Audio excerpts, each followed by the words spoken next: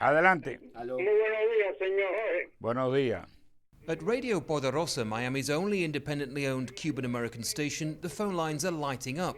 The call-in show is a forum for the station's mostly older audience, and many aren't afraid to air their opposition to a change in US-Cuba relations. But amidst the barrage of calls, the station's managers say some have more moderate but cautious views about what might happen in the future.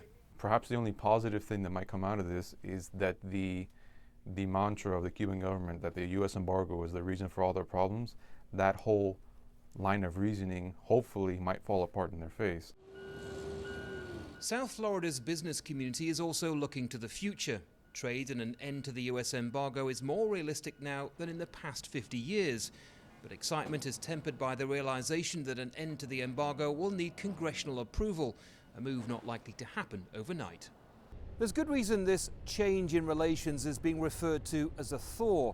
Any significant economic change will be slow in coming, and goods aren't about to leave this port and head to Havana anytime soon. But there is one company here in Miami that's seen significant developments since that historic announcement in December. I mean, the front reds are just looking super cheap. This is the office of the Hertzfeld Caribbean Basin Fund, a firm that trades under the stock market symbol Cuba.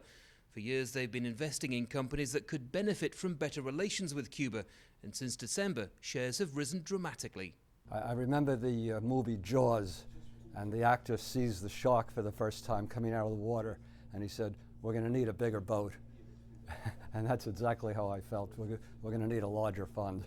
Cubans just But for local leaders like the mayor of Miami, the questions about what normalization might mean remain unanswered.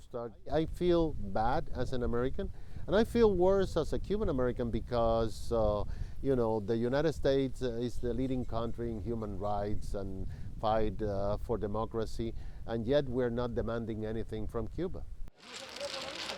For this community, more than any other, moves to normalize relations will have a big impact. And while most have accepted it's now out of their hands, they're paying close attention to what the future holds. Andy Gallagher, Al Jazeera, Miami, Florida.